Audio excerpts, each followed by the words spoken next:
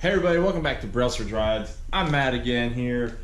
Today for another episode, we're gonna get Project Bobby B hopefully back on the road. We got our new float in, so we're gonna go ahead and swap that out to the carb that had a fractured float. As you guys saw in the last episode, oh here it is. I wonder where it went. Yeah, thing got pretty gnarly damage there. So we're gonna go ahead and swap this new one in, button everything back up, and see if that solves our flooding problem. So without further ado, let's get to it.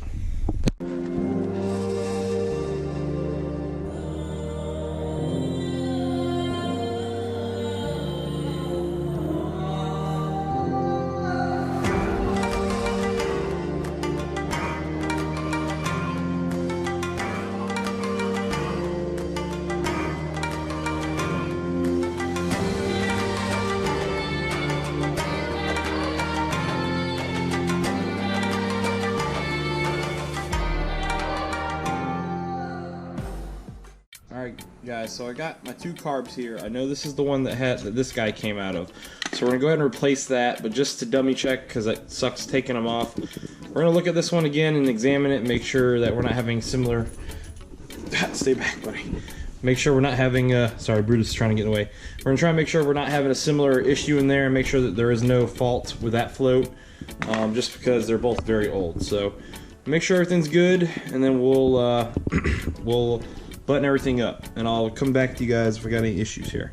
But let's go to a time lapse while I work on this thing.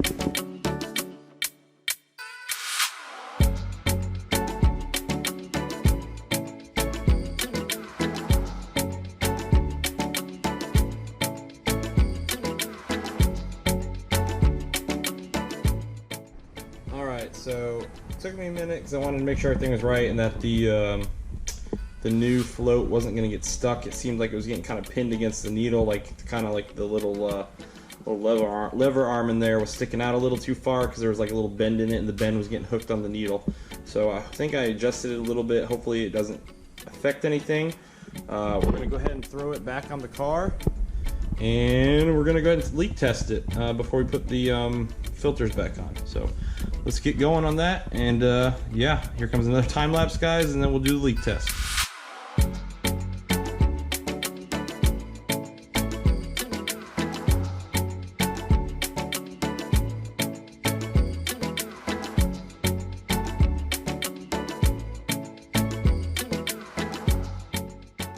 Alright guys, we're going to move the pan over a bit. It's time for the moment of truth. So we're going to turn the key over, get the fuel pump running, and here see if we get leaked by. And I'm pray to God we don't. Oh shit. Well, that's not the battery's dead because I didn't hear the fuel pump. Oops, the fuel pump's not plugged in, so let's go plug that in real quick. Fuel pump is on, and see how it goes.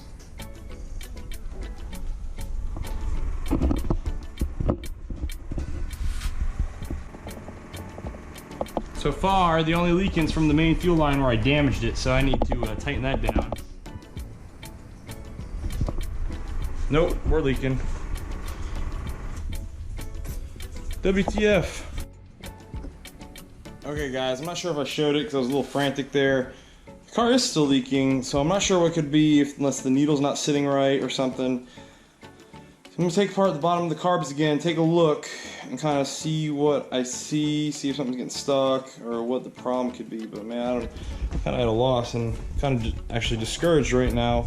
So we're going to open her back up.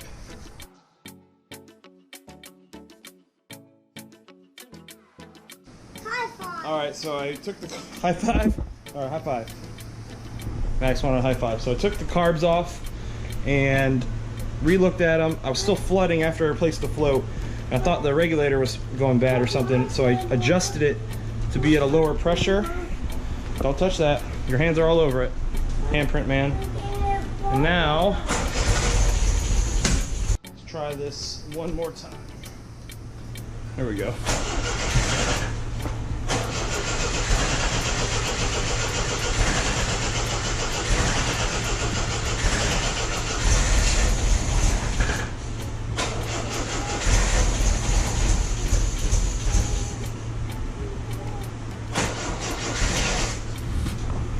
Uh-oh, battery's dying. I might be screwed here in a minute. Alright, so we got the car started. It's idling like crap, so I don't think, I mean, as long as you don't adjust the needles, or the, yeah, as long as you don't adjust anything, I figured it should run the same when you bolt it back up. All I did was change out a float, so not sure what's going on there. My battery died trying to get her started. I'm not sure if there's like a bunch of gas in the motor I'm trying to blow out, but yeah, I'm gonna get my jump starter charged and we'll get this thing fired up again. I would roll it out normally and jump it with a car, but it's raining periodic off and on here, thunderstorms, so we're just gonna get the jump starter charged and I'll try and fire it up later this evening. So, be back to you guys in a minute.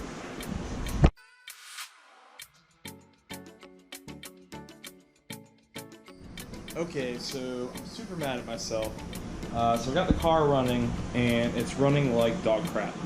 I'm wondering if I'm guessing I don't have. Okay, Brutus, I'll let you have a second. I'm guessing I don't have the float roll height set right on the new one. So for the third time, I'm taking the carbs off. We're gonna adjust the float ball height for both of them. The leaking has stopped for the most part. It was definitely a regulator issue. And once I adjust that float ball height and the jet's working right, I think this car is gonna be running great. So for a third time, we'll take this off, take care of that, and get it back on the car and see how it does. All right, I'm gonna do this. I'll show you guys what I'm doing for the float ball height, and yeah, hopefully this works. All right, guys, so here was the issue. This float was sticking down way too far, so we have to adjust it to where when it's in its neutral position, let's see if I can prop the thing up here. I can't put it on its flat on its back because it'll depress it, the spring, but when it's in neutral position, it's touching right now, so I still need to adjust it, but there should be about a millimeter gap at the bottom of the cup of the float when it's when you put a flat head against it. So we're going to adjust it a little more. Bit. I don't know if that took care of it. I don't even know if I moved it. Oh, yep, moved it a little bit. There's just a gap. It's kind of touching. We'll give it a little more space. A little bit more.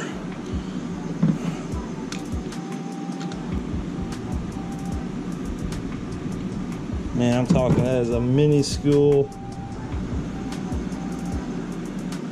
space there. That looks about right. Perfect. I think we got it here. So we're gonna re-shut this guy, and hopefully this will solve our problems.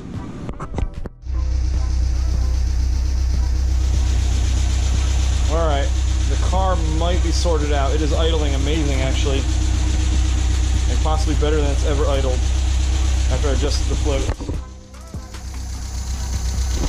The throttle response time is just like that.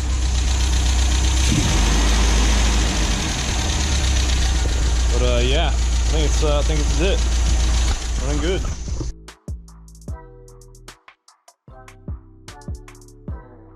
All right, guys. So we just got a whole bunch of parts in from Moss. So we're gonna change out the float needles, the other float that I didn't replace because I should have just done it right the first time. And we'll get it done. So we got Leighton here helping me. So why you help me? Yeah, Daddy can't do it, so I'm doing it. Okay. All right. So he's gonna go ahead and take off the bottoms of these carbs for me. And we're gonna go ahead and install the new float and the new needles. So have him take these off here. I'm doing it the wrong way. Yeah, turn it the other way. Good job. So hold this hand a little closer to it. Hold this hand right here.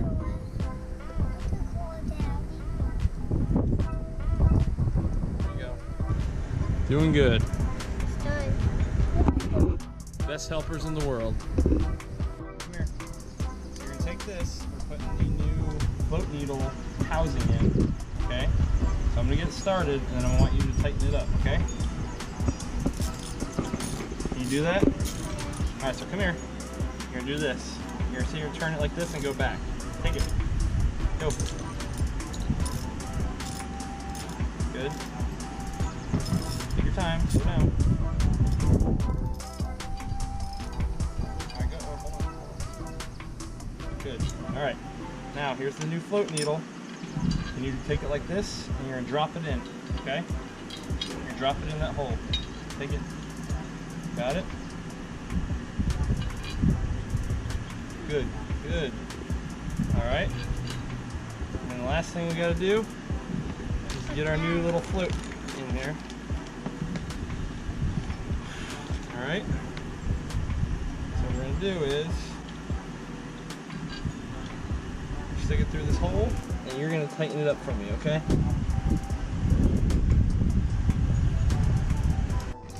Alright guys, so with the help of Leighton over there, we got the new float needles in, we got the new float in, and everything's buttoned back up. I adjusted the float heights, everything should be good. Should have no more leaking. You did that? Yeah, he did that. He fixed that wheel right there. Can't beat that. Everything should work just fine now, and we shouldn't have any more flooding issues. So we're gonna button it up, and let's see what happens. All right, guys. Thanks to Leighton's help, we got the car all buttoned up. We got the floats replaced, the needles replaced, and we're gonna try and give it a whirl. Hold on, Maddox. Let's see if it works.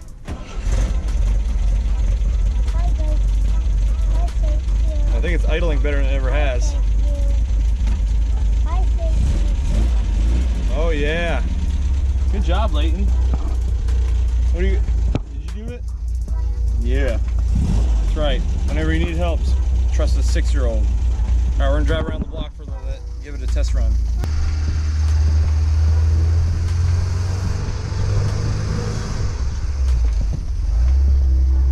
Might still need to replace our alternator.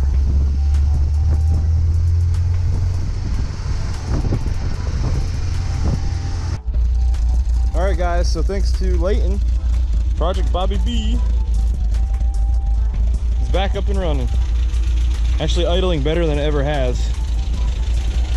I used to have it idling at about 1,000, 1,100, now it's right about 7,500, 800. I'm sorry, 750, 800. So yeah, that was a long and arduous saga, but it's over.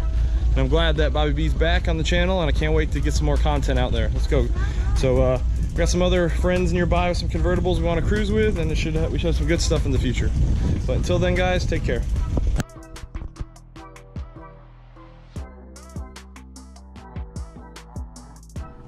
Okay guys, so we fixed the car the other day, but now we got a new problem.